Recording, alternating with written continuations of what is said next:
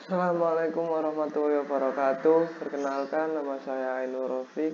Saya di sini akan sedikit mempresentasikan tentang ekosistem perairan darat. Ekosistem perairan darat. Satu ekosistem perairan darat adalah kolam. Kolam adalah area kecil dengan air tawar yang tenang. Secara garis besar, kolam merupakan satu faktor pendukung keberhasilan usaha budidaya ikan. Kolam berfungsi sebagai habitat buatan yang sengaja diciptakan agar ikan dapat hidup dan berkembang biak dengan baik.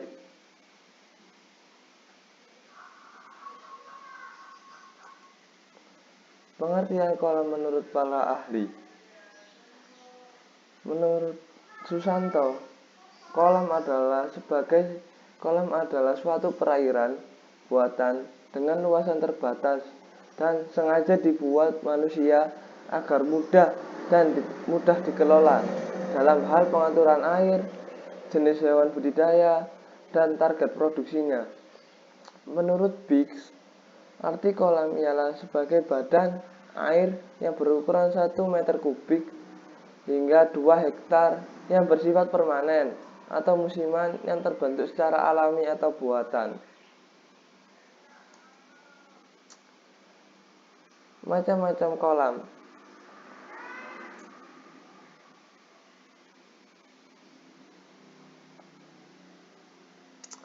Kolam berdasarkan terbentuknya. Terdiri atas kolam terbentuk secara tidak sengaja, yaitu kolam yang pada umumnya terbentuk karena suatu hal yang mengakibatkan adanya cekungan di suatu tempat. Kemudian pada musim hujan akan terisi oleh air hujan sehingga masyarakat bisa memanfaatkan cekungan tersebut untuk memelihara ikan dan sebagainya. Kolam terbentuk secara sengaja, yaitu kolam yang secara sengaja dibuat untuk memelihara ikan yang dengan jenis yang bervariasi, tergantung luas lahan, ukurannya mulai dari kecil hingga besar. Kolam berdasarkan sumber airnya terdiri atas kolam tada hujan, yaitu kolam yang tidak terdapat pintu masuk atau keluar sehingga akan mengalami banjir ketika musim hujan dan akan mengalami kering pada musim kemarau. Kolam mata air, kolam mata air kontinuitas, yaitu kolam yang umumnya memiliki kualitas air rendah sebab miskin unsur hara dan pH rendah. Kolam berpengairan setengah teknis, yaitu kolam yang airnya diperoleh dari saluran air setengah teknis, atau bisa pula dikatakan bahwa sebagian besar saluran airnya masih berupa saluran tanah. Kolam ini ketersediaan dan pengaturan airnya lebih baik apabila dibandingkan dengan kolam tada hujan dan kolam mata air. Kolam berpengairan teknis, yaitu kolam yang memperoleh air cukup sepanjang tahun sebab air bersumber dari sistem irigasi tersier.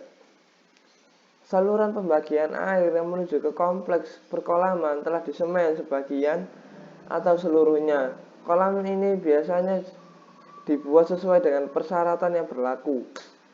Kolam berdasarkan bentuknya terdiri atas kolam persegi panjang, yaitu kolam yang biasanya digunakan untuk sistem budidaya ikan secara tradisional. Kolam buju sangkar, yaitu kolam yang biasanya dipilih sebagai alternatif terakhir jika terdapat kelebihan tanah.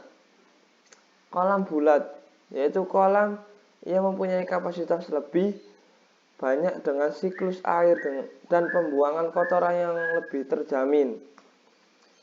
Kolam segitiga, yaitu kolam yang lebih fleksibel jika dibanding kolam persegi panjang atau bujur sangkar. Ini adalah bentuk umum dari kolam deras, lumpur, dan sampah tidak akan bisa mengendap di dasar kolam sebab terjadi siklus air yang sempurna. Kolam berdasarkan fungsinya terdiri atas kolam pemeliharaan induk, yaitu kolam yang berfungsi untuk menyimpan induk ikan yang akan dikawinkan atau yang telah dikawinkan. Yang biasanya 2 kolam, yaitu kolam yang jantan dan kolam yang betina, dengan sistem pemasukan air yang sebaiknya dilakukan secara paralel. Kolam perkawinan, yaitu kolam yang berfungsi untuk mempertemukan induk jantan dan induk betina yang telah matang. Dengan posisi kolam induk biasanya terpisah, tapi untuk ikan gurami atau lele biasanya dibuat menjadi satu. Kolam penetasan, yaitu kolam yang tidak harus dibuat dalam satu unit perkolaman, sebab kolam pemijahan bisa juga berfungsi sebagai kolam penetasan. Kolam pendadaran, yaitu kolam yang berfungsi membesarkan larva ikan yang masih ukurannya kecil-kecil, yang biasanya terdiri atas 3 kolam,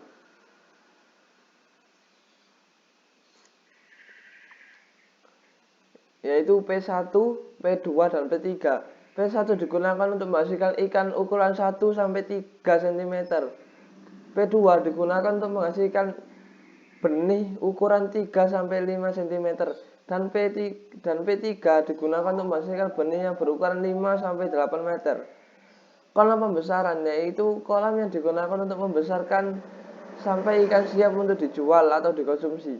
Biasanya ikan yang telah selesai tahap pendadaran dimasukkan ke kolam pembesaran. Kolam pemeliharaan calon induk, yaitu kolam yang biasanya disiapkan secara khusus agar calon induk tidak tercampur dengan ikan yang lainnya dan untuk mempermudah untuk pengontrolan sehingga dapat diperoleh induk-induk yang unggul. Kolam penumbuhan secara alami, yaitu kolam yang tidak sengaja dibuat untuk persediaan pakan alami bagi benih ikan.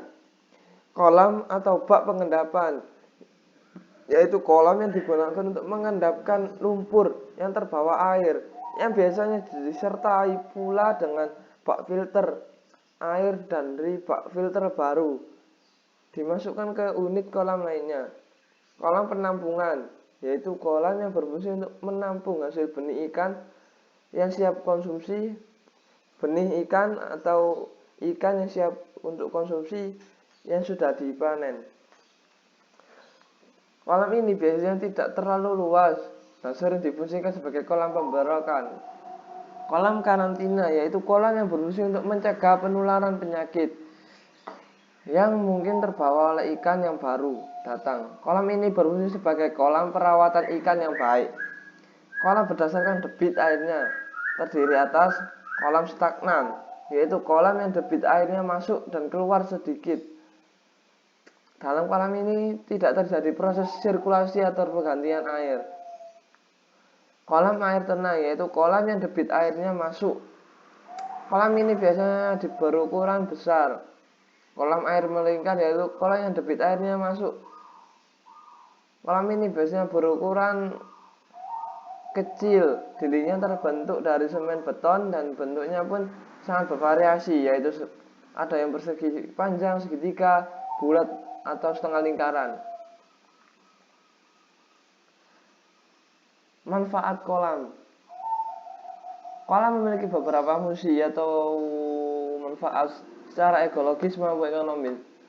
Fungsi ekologis diantaranya habitat hidup berbagai jenis hewan dan tumbuhan sebagai sumber plasma nutfah, dan fungsi ekonomisnya adalah diantaranya menghasilkan berbagai sumber daya alam bernilai ekonomis, meningkatkan perekonomian masyarakat, sarana pariwisata atau tempat rekreasi. Contoh-contoh kolam yaitu salah satunya kolam ikan. Kolam ikan adalah kolam yang terkontrol atau danau buatan atau waduk yang berisi ikan dan digunakan dalam arti budidaya. Ikan untuk budidaya atau bisa juga digunakan sebagai tempat memancing yang akhirnya ini populer, dijadikan sebagai wahana rekreasi. Contoh kolam ikan yang bisa misalkan kolam ikan ini misalkan saja memelihara ikan gabus.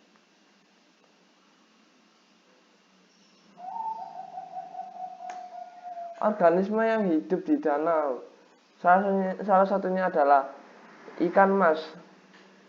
Klasifikasi ikan mas atau ikan karper yaitu kerajaan Animalia, filumnya Chordata, kelasnya Actinopteri, ordonya Cypriniformes, familinya Cyprindae, genusnya Cyprinus, spesiesnya Cyprinus carpiolineus.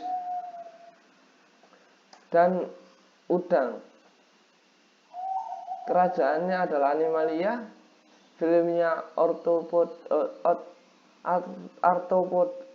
Arthropoda, subfilmnya Crustacea, kelasnya Malacostraca, ordonya Decapoda, subordonya Plecemata,